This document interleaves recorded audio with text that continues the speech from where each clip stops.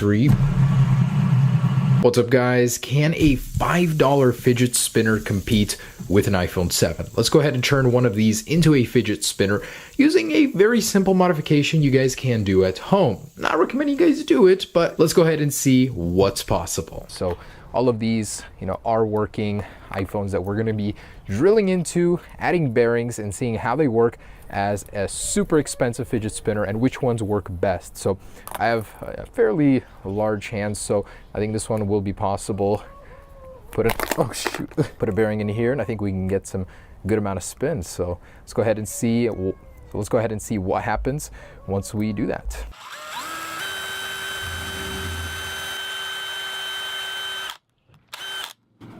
Did it go through? Oh, nice. So we can see that it was affected, and there are a bunch of lines on the display. So this thing is still working. You can see through it. Nice. All right, let's go a little bit bigger and then drill for the final one in there. And by the way, we took the battery out. We didn't want an explosion on our hands.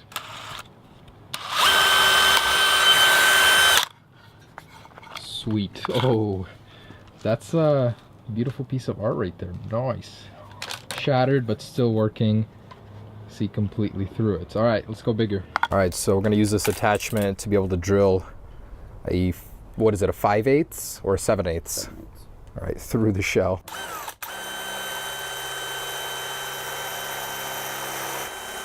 Glass dust, don't breathe that. Wow, the backlight's still working. That looks super cool. Iron Man status.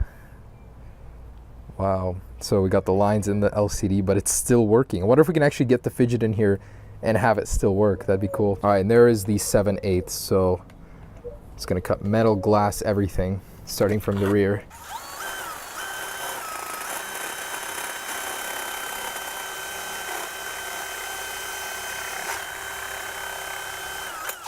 Oh, wow. That's actually pretty precise. Oh, hot. Oh, damn.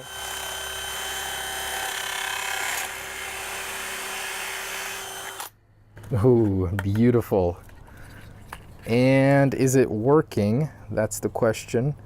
Oh, we did cut through the logic board, so probably not. Trying to get it to power on. Nope. Nothing. So let's see how it works as a fidget spinner. All right, here it is. And let's pop this one out. Cool. Got to one nice gear or bearing. And it slides right in, actually. Nice. A lot better than I thought. That actually looks super cool. So let's see how this works as a fidget spinner. Wow, not bad. It works. So yeah, that's a pretty cheap one. This is maybe like a $250 anxiety spinner, or no, it's a fidget spinner. I got anxiety just doing this and looking at it though. So I need to get all my fidgeting out of my system. Not bad, it actually works. So that's the iPhone 5S. Let's go ahead and see something like the iPhone 7, and we're gonna do a iPhone 4S. It's probably gonna be the most comfortable of all of these, but I'm gonna have to glue this into place. Works kind of nice though. Yeah, so this is the aluminum 7000 series, much tougher and it's harder to get through. But this is a working iPhone 7, as you guys can see from the flashlight burn video. Still alive, and we're trying to get through it. Let's keep going here. We're gonna try and not destroy the glass completely, have it still work. Ooh, there it is. Oh, hey, not bad, it still works. Backlight was still working. Yeah, there it is. I cannot believe how much abuse this iPhone has been through and still is trying to survive, gasping for air as we shove a bearing down its throat that we artificially created. Okay, let's keep going and drill the 5/8, or no, the 7/8 one straight through this aluminum 7000 shell. It's gonna be kind of tough. All right, so we actually didn't have our safety on point, so I had to get that figured out, but here we go.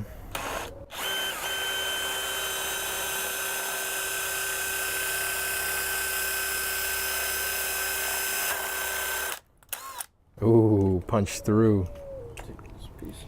Aluminum 7000 dust. Oh, that's so hot. Dude, actually, Nice. The shell is really hot itself too. Feel it. Dang. Is it still trying to survive in the front here? It doesn't work anymore. What the heck? How did that kill it? Oh, you just cut through the logic board right there. That probably explains it, but it's right on the edge too. It should work. All right, yeah. So this thing is completely dead. I guess we keep drilling. Here we go.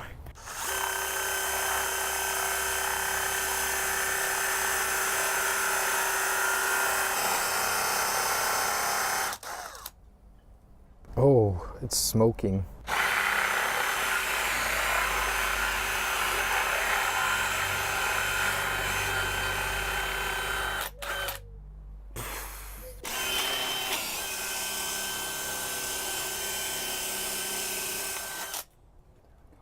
All right, got it. So check that out. Not bad. Of course, it is not working at this point in time, but let's go ahead and see how it works as a fidget spinner. All right, so here's the iPhone 7 all drilled out, and it's so satisfying how it just fits in there perfectly. But trust me, it is not a good idea. Let's see how it works though. Well, we do need to glue that. That won't work, it just comes out. But man, that's very satisfying. It's like a Iron Man centerpiece. Kind of interesting, man, that's a sight. All right, let's go ahead and glue it and try it out. All right, so it is dry now. I'm actually very curious how it'll work as a fidget spinner. So I thought I had the long enough hands. I kind of do, but it's still rubbing up against them a little bit. So it does work. You know, I usually just spin around with my phone in my hands and just hold it and spin it. So this kind of does the job a little bit better, putting a bearing right in the middle of the phone for ease of access. So not bad, it does work, but it definitely, size-wise, the iPhone 5S is gonna have to be the winner here, as it is much easier to spin. Check this out. So super cool. So even if you're off by like a couple millimeters, it is gonna shake, but man, not bad.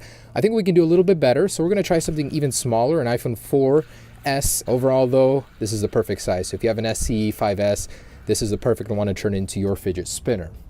Either way, looks kind of cool. I like it, does the job, but for people with larger hands, that's for sure. We're gonna try it on a Sharpie test here. So it does shake a little bit, but it does the job. Very nice. So that's the 7 and this one. Ooh, this is more unstable than the iPhone. This one is heavier, so it does last longer. Cool. All right, let's go smaller, see if we can get a little bit more comfort. All right, so trying to do the iPhone 4S now. It's kind of hard to get a grip on the glass, so I don't know if that's gonna happen. Wow, that is some tough glass. All right, here we go with the bigger one. Not gonna look pretty.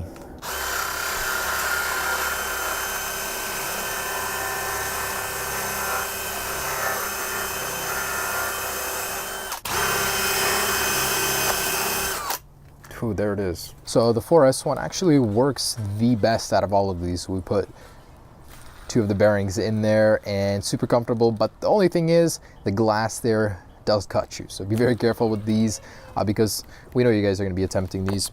The iPhone 5C, the one we wanted to do, the really nice one, broke the drill. Man, that's actually awesome. It actually works. I can't believe it. All right, so competition time. This is a fidget spinner, and we've got an iPhone here. So iPhone 5S one first. 1, 2, 3. Hey, not bad. I'm gonna go ahead and put it on the desk and see how it spins time-wise compared to the actual $5 one. All right, so I'm gonna put the bottom point right here. Pop this guy on top, and here we go. So starting this guy, and then this guy. Oh, a little uneven there. 1, 2, 3. Actually, not so well. Let's see if we can get some more life out of the iPhone 7 here. 1, 2, 3. Oh, it's a little unbalanced. Yeah, definitely not as responsive. It doesn't last as long, but still kind of cool. Something so big. That's interesting. It's a little hard to do with your hand though, I must say. You gotta have really long fingers for it to even work. But overall, not bad. I can make it work for a little bit. If I use a higher quality bearing, maybe it would last a little longer. But overall, there it is, guys. Should you make your iPhone into a fidget spinner? Probably not. But can you? Definitely. And it does work, just not as well as a $5 one. So thanks for watching, guys. Hope you guys enjoyed it. Just a fun little video. Peace.